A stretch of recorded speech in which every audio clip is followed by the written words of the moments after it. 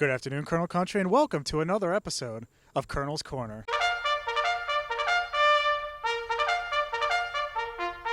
On today's episode, we'll be previewing the 2021 Wilkes University women's soccer season. Our guest today is head coach John McNichol. Coach, thanks for joining us. Thanks for having me, Adam. Now, Coach, you're finally able to get back out on the field for actual games this fall in 2021. Can you talk to us a little bit about what your expectations are after so much time off from actual game competition? Yeah, absolutely. I mean, the biggest thing for us is just continue to compete and challenge each other every day in training. We've got a large roster this year. I think our players did a fantastic job over the summer coming in, getting prepared. Our women have been working hard each day in preseason. So for us, we really focus on that. There's short-term goals that will lead to long-term goals. So if we continue to improve, continue to work hard, continue to focus on our technique and how we want to play within our system, we know that the results are going to come in the end. We're just very excited and fortunate to have the opportunity to be out here competing and playing again.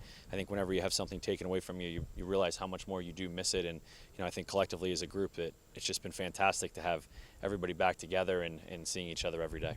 Now let's talk about the returners you have coming back. Obviously, the juniors and seniors you've seen in game action before, for the most part. Sophomores, you've only seen them in practice, and I think you had a scrimmage that you were able to play last year. So what can you tell us about your expectations as your players get back into game groove? Yeah, the biggest thing from our upperclassmen that we talked to about is leadership and communication. And I think it started in the spring and into the summer with them organizing small group FaceTimes over the summer to meet their new teammates and really make sure that everybody felt comfortable.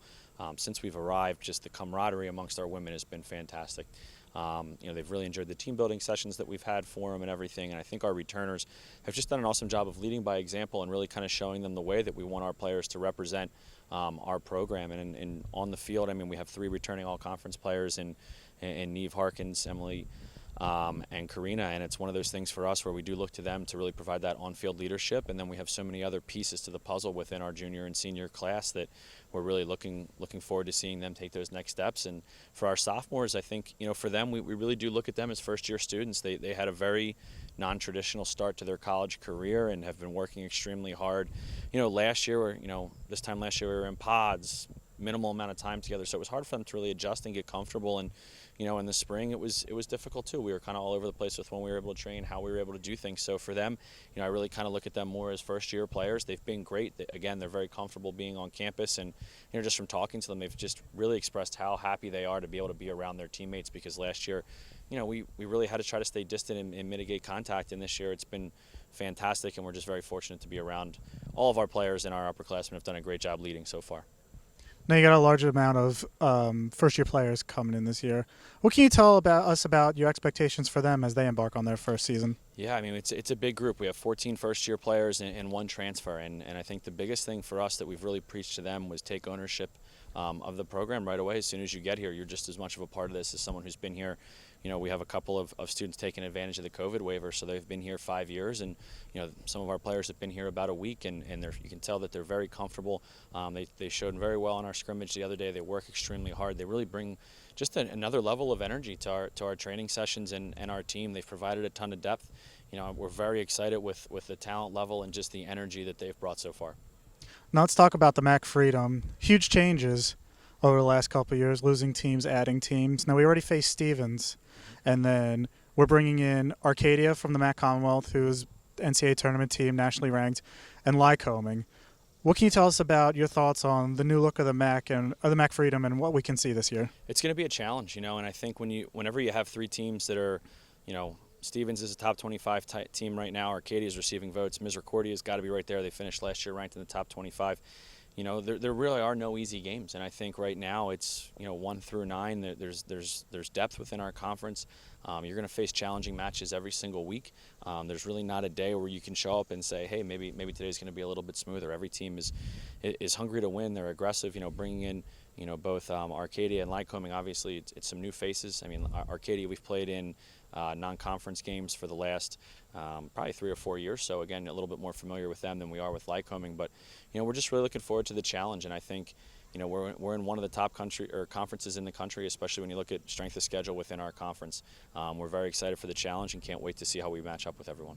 Let's talk about the schedule as a whole. What can you tell us about even your non-conference games this year? Yeah, it's a tough schedule, and I think, we open with Penn State Berks, who's been in the NCAA tournament the last 7 years. Ithaca is a traditional power.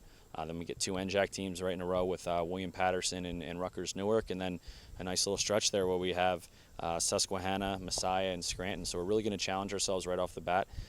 Playing in a tough, challenging conference, you're going to make sure that we're prepared for conference play. So we're looking forward to it. We can't wait to play on our beautiful field here. It's been a while since we've been out here as a group, and just kind of can't wait to get started with, we have a home scrimmage tomorrow on Saturday, and we've got a tough go of it to start, but we're really looking forward to the challenge and hopefully rising to the occasion. Now let's talk about COVID. Obviously, we've heard a lot of negative news about it. There has been a lot of positives. But what can you tell us about some of the positive changes and just positive generalities that you've seen with your team throughout this whole ordeal? Yeah, I think the biggest thing was we've really had to depend on one another, and it's kind of brought us closer. Even though we were a little bit further, we were able to be a little bit, brainstorm, think outside of the box a little bit, and find some ways to get our young women interacting and working together. And I really think that this past year we were able to do some things virtually that maybe we never would have done in the past. And you're getting players interacting more over the summer than maybe they have in the past. So when they arrive on move-in day, that first meeting, that initial maybe a little bit of awkwardness and trepidation of starting somewhere new is kind of relieved because you've already met most of your teammates. You've been able to see them, and I think this is really that first group that's going to commit and come to Wilkes, and they had a very non-traditional recruiting experience where some of them could come on campus but couldn't do much more after that.